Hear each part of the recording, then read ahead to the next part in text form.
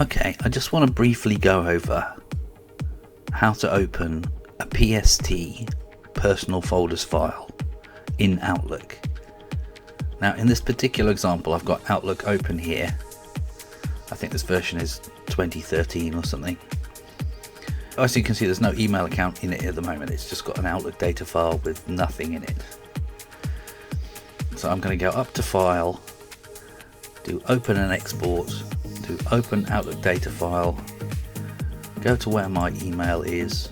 I'm going to open, just double click, and I've got my Outlook file open here. And when you export a file from Office 365, it does it in this rather odd order of top of information store, which has got all of the folders you recognize underneath it. Well, in this particular example, because we've only opened the first email account, so we go back here, open and export, Outlook data file, we can see for that person there's lots of different ones. So the inbox isn't actually in that first file. Go back to top of information store. See, they've got a huge number of subfolders. So let's go File, Open and Export, Open Outlook data file. Let's try the third one. It's deleted items. This is the primary. Once again, we go to top of information store. There's sent items. Okay, so you can see this person's got a huge amount of data they had in Office 365. So much, in fact, that even though it's on the same computer on a separate disk, in order to make it as fast as possible, it's taking a long time to access all the files. It's basically indexing them before it can show them. Let's just have a look at that last. It's actually struggling a bit to do that. See what I mean?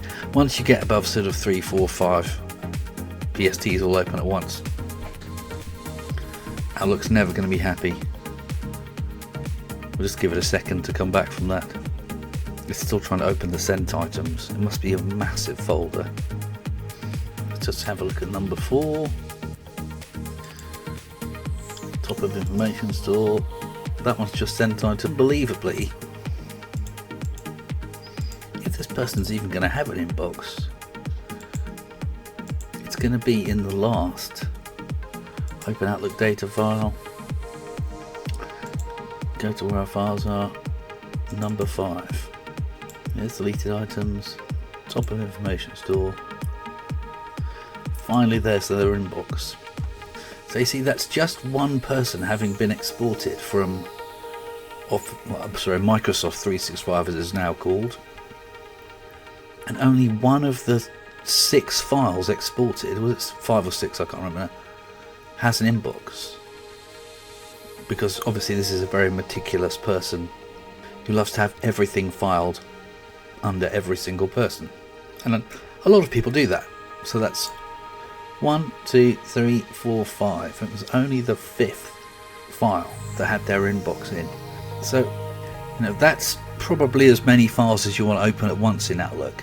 And once you've got that many files open, it's just right click, close. You have to give it a second because these files are huge. They're 10 gigabytes each. So you have to be quite patient with Outlook. You know, this is only a simple Windows 10 PC I've got here with probably, I don't know, 8 gigs of RAM and a few processors. It takes a lot of effort to load all this stuff into RAM and out again, etc, etc. So the best thing to do is pick who you're going to investigate. Investigate one person at a time. Open each and every one of their, however many they'll have. I mean, if they've got more than 5, you might want to do it in 2 halves. Do 1 to 5 and then 6 to 10 or whatever. But once you get above about 5 email files being open, Outlook really starts to struggle, as you can see there. Disk 1 is at 100%, just simply trying to close that file. But there you go, it's closed it now. It takes a minute. So it's just right click and closed. And the less files you've got open at once, the more responsive it'll be. You might want to do 1 file at a time. But whatever you do, don't go in, open 50 PST files at once and then wonder why Outlook just says not responding for the rest of the afternoon, because that's exactly what it'll do. So, you need to sort of best of both worlds. You have a few open at once so you can reference everything and all the rest of it, but don't open hundreds of them, because then you're going to get nowhere. Any questions? Come back to us at circles.net. Thanks for listening.